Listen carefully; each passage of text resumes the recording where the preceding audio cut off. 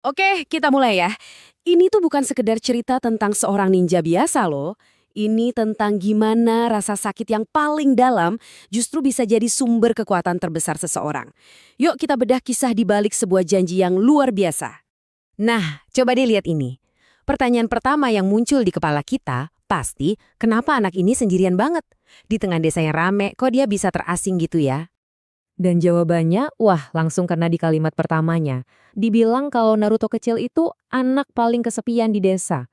Ini bukan cuma lagi sedih sesaat ya, tapi benar-benar kondisi yang ngegambarin seluruh masa kecilnya. Nah, di bagian pertama ini kita coba dalami seberapa parah sih isolasi yang dia alami. Kita akan lihat apa aja yang bikin masa kecilnya begitu sepi. Coba dibayangin, dia tumbuh besar tanpa orang tua, gak ada yang nuntun. Gak punya teman satupun buat diajak ketawa atau curhat. Dan yang paling nyesek, dia dibenci semua orang tapi dia sendiri gak ngerti salahnya apa. Bener-bener isolasi total kan? Tapi kenapa? Kenapa coba satu desa bisa benci sama satu anak kecil? Nah, jawabannya ternyata lebih kelam dari yang kita kira. Yuk, kita bongkar beban apa yang sebenarnya dia pikul. Ini dia faktanya, singkat, padat, dan sakit. Semua orang ngejauhin dia. Bukan cuma gak disukain ya, tapi bener-bener dihindari. Seolah-olah dia itu penyakit menular. Mungkin kita mikir, paling dia anaknya bandel. Tapi ternyata bukan itu masalahnya. Jelas banget disebutin kalau penolakan ini sama sekali gak ada hubungannya sama kelakuan dia. Nah, disinilah misterinya mulai kebuka. Ternyata ada rahasia kelam. Sesuatu yang tersembunyi di dalam dirinya, yang bikin semua orang jadi takut. Dan inilah jawabannya. Dia dibenci bukan karena siapa dia, tapi karena apa yang ada di dalam dirinya. Ada monster berbahaya yang disegel di tubuhnya. Jadi dia ini kayak wadah buat ketakutan terbesar satu desa. Dia nanggung beban yang sama sekali bukan salah dia.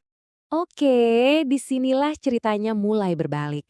Titik di mana rasa putus asa itu seharusnya bisa ngancurin dia.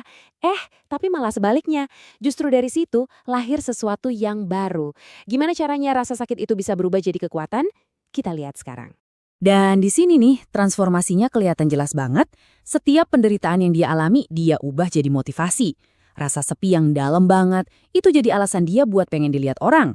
Ditolak terus-terusan, malah jadi dorongan buat dia nyari pengakuan. Terus, monster di dalam dirinya, justru itu yang jadi sumber tekadnya yang paling kuat. Keren kan? Jadi, ini poin pentingnya. Janjinya itu bukan muncul meskipun dia ngerasain sakit. Bukan. Janjinya itu lahir justru karena rasa sakit itu. Penderitaannya itu jadi bahan bakar utama buat tujuan hidupnya. Dan inilah janji itu. Sederhana tapi kuat banget. Naruto berjanji bakal jadi Hokage, pemimpin desanya.